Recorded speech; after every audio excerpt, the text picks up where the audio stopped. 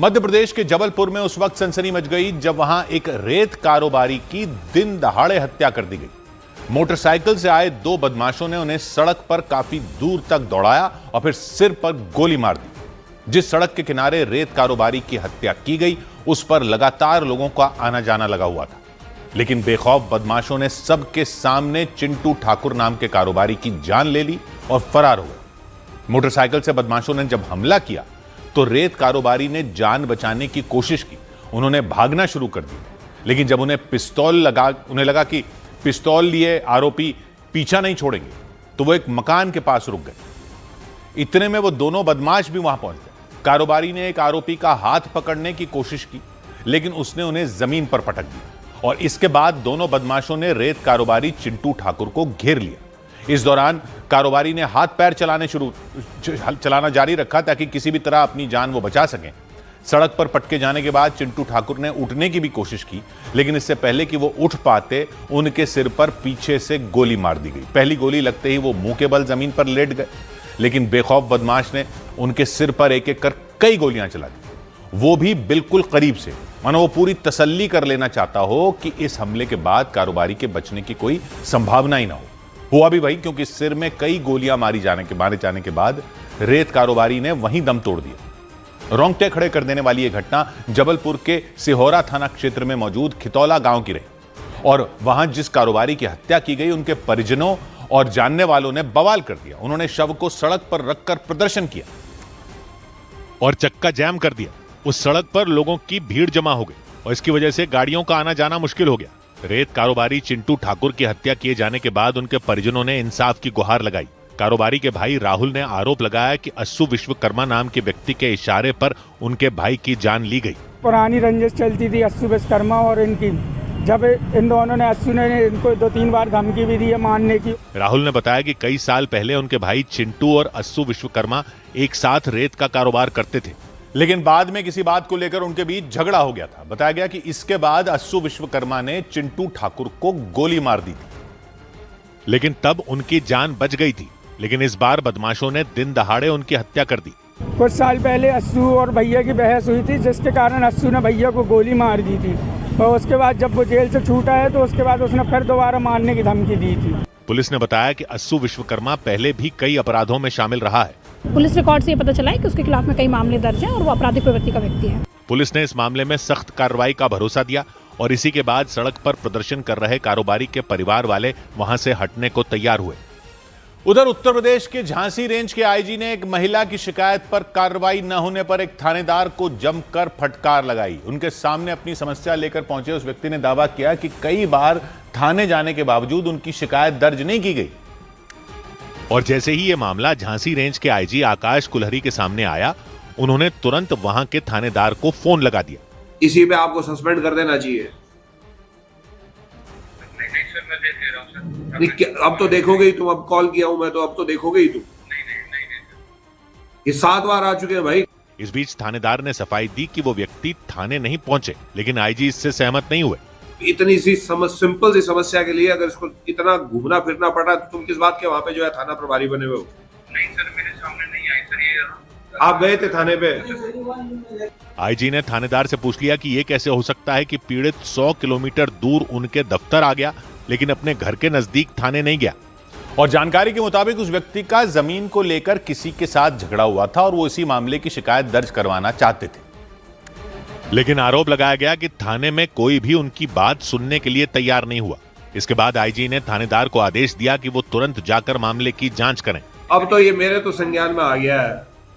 अब ये चाहे तुम्हारे पास आए या ना आए, अब तुम इनके पास जाओगे, ठीक है? यही नहीं, आईजी आकाश कुल्हरी ने मामले की जांच के लिए उन्हें डेडलाइन भी दे दी। अब तुम ही 5 किलोमीटर चलोगे, ठीक है? और ये मेरे को परसों तक जो है रिपोर्ट तुम मेरे को फोन करके बताओगे कि सर ये समस्या का समाधान हो गया है, और अगर नहीं हुआ तो क्या कारण है जिससे समस्या का समाधान नहीं हो रहा है। अधिकारी से सख्त आदेश मिलते ही थानेदार ने पीड़ित को इंसाफ दिलवाने का भरोसा दिया। और इतना ही नहीं, आईजी आकाश कुल्हरी ने एक थाने का निरीक्षण किया और इस दौरान लापरवाही बरतने वाले 3 पुलिसकर्मियों को सस्पेंड कर दिया। हुआ यह कि आकाश कुल्हरी अचानक निरीक्षण के लिए मऊ रानीपुर थाने में पहुंच गए। और उन्होंने वहां पर मिशन शक्ति केंद्र का निरीक्षण किया। इस दौरान आकाश कुल्हरी ने थाने में मौजूद पुलिस कर्मियों से कुछ सवाल पूछे। आप मिशन शक्ति केंद्र प्रभारी से लेकर के सारे बैठे हुए टोटल 41 केस है। किस तो निस्तारण अब तक हुआ? मिशन शक्ति पुलिस की तरफ से चलाया गया एक अभियान है जिसका मकसद महिलाओं और लड़कियों को सुरक्षा दिलाना है। ड्यूटी पर तैनात पुलिस कर्मियों से संतोषजनक जवाब नहीं मिलने पर और काम में लापरवाही पाए जाने पर आईजी आकाश कुल्हरी नाराज हो गए। उन्होंने पुलिस कर्मियों को फटकार लगाई और मिशन शक्ति प्रभारी समेत 3 पुलिस कर्मियों को सस्पेंड कर दिया। उधर उत्तर प्रदेश के बुलंदशहर में एक दूल्हे ने दहेज में मिले 51 लाख रुपए लौटा दिए। दूल्हे ने सिर्फ चांदी का एक सिक्का लेकर शादी की और इसके बाद चारों तरफ उस शादी की चर्चा होने लग गई, क्योंकि जैसे ही शादी की रस्म पूरी हुई वहां दूल्हे के सामने 500-500 रुपए के नोटों के बंडल सजाकर रख दिए गए। लेकिन दूल्हे ने दहेज में मिले 51 लाख रुपए लेने से इनकार कर दिया। ये नहीं चाहिए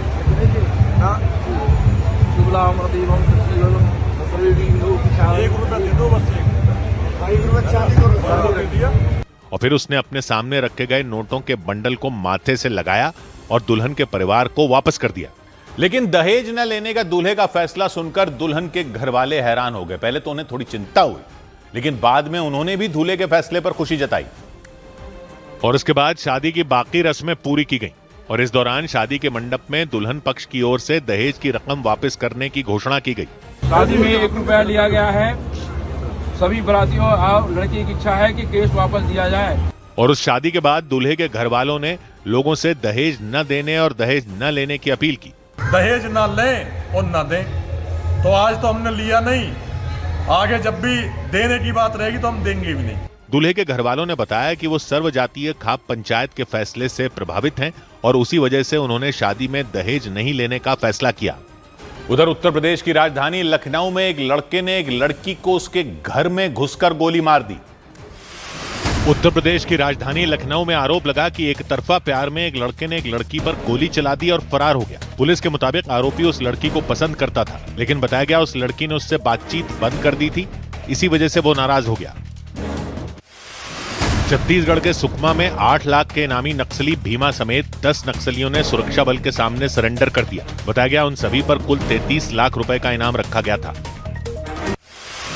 उत्तर प्रदेश के बुलंदशहर में चोरी के 2 आरोपियों को पुलिस ने मुठभेड़ के दौरान गिरफ्तार करने का दावा किया। पुलिस ने उन आरोपियों से पिस्तौल, कारतूस और चोरी का सामान भी जब्त करने का दावा किया।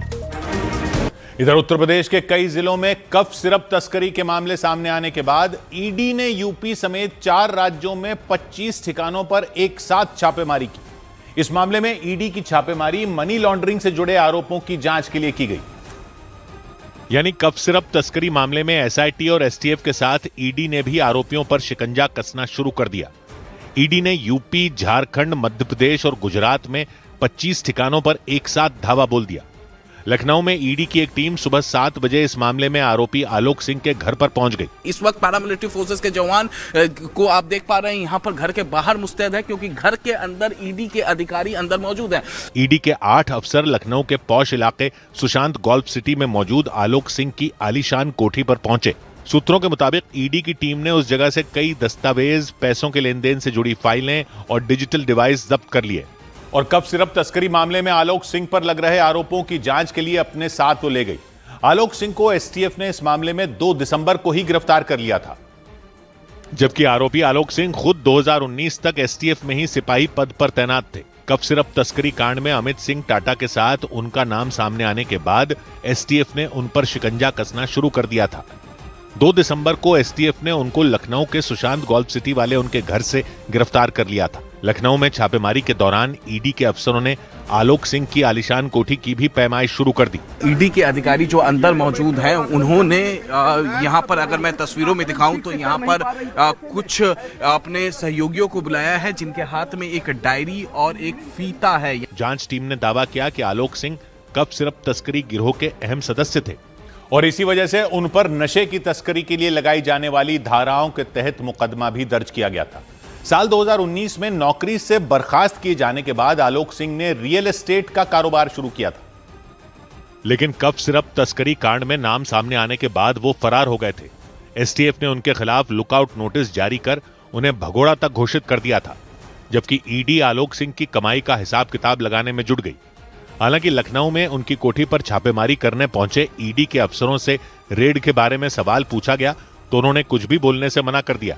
सर क्या कुछ मिला है अभी तक के इन्वेस्टिगेशन में? No comment. कुछ अभी तक ईडी का इन्वेस्टिगेशन खत्म हो गया? नो। लखनऊ के अलावा ईडी ने यूपी के वाराणसी में भी इस मामले में छापा मारा और वहां भी कफ सिरप तस्करी मामले में सबूत जुटाए गए। वाराणसी में ईडी की टीम ने इस गिरोह के सरगना बताए जा रहे शुभम जायसवाल और उसके करीबी देवेश जायसवाल के ठिकाने पर छापा मारा और सूत्रों के मुताबिक घोटाले से जुड़े दस्तावेज और डिजिटल सबूत जब्त कर लिए।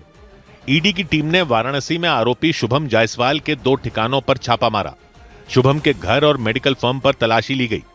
शुभम के अलावा ईडी ने उसके करीबी देवेश जायसवाल के ठिकानों पर भी रेड डाली। वाराणसी में शुभम जायसवाल के कई स्थानों पर ठिकानों पर छापेमारी की गई है। ममूरगंज से लेकर के प्रहलाद घाट और खोजवा स्थित उसके जो सहयोगी है देवेश जायसवाल, उसके घर पर बकायदा यहाँ पर छापेमारी की जा रही है। यूपी के कई जिलों में फैले कफ सिरप तस्करी मामले में मनी लॉन्ड्रिंग वाले एंगल से जांच के लिए 2 दिसंबर को ईडी को जिम्मेदारी सौंपी गई थी।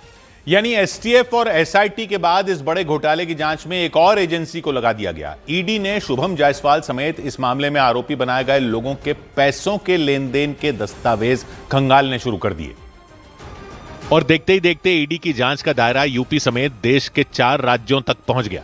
वाराणसी में ईडी ने शुभम के करीबी और कफ सिरप तस्करी मामले में आरोपी देवेश की मेडिकल फर्म पर भी तलाशी ली। देवेश के नाम से बकायदा एक फार्मा एजेंसी ली गई थी। उस फार्मा एजेंसी का जो नाम था वो डीएसके फार्मा था और इसी एजेंसी पर कफ सिरप का जो लेन देन है, बिलिंग है, वो हुआ करता था। सूत्रों के मुताबिक इस घोटाले में ईडी के रडार पर 50 से ज्यादा आरोपी हैं। सूत्र बताते हैं कि ईडी इस मामले में फर्जी दवा फर्मों और कफ सिरप बनाने वाली कंपनी का भी हर तरह का ब्यौरा जुटाने में जुट गई। ईडी ने इस मामले में दर्ज सभी 128 एफआईआर में भी जानकारी जुटानी शुरू कर दी।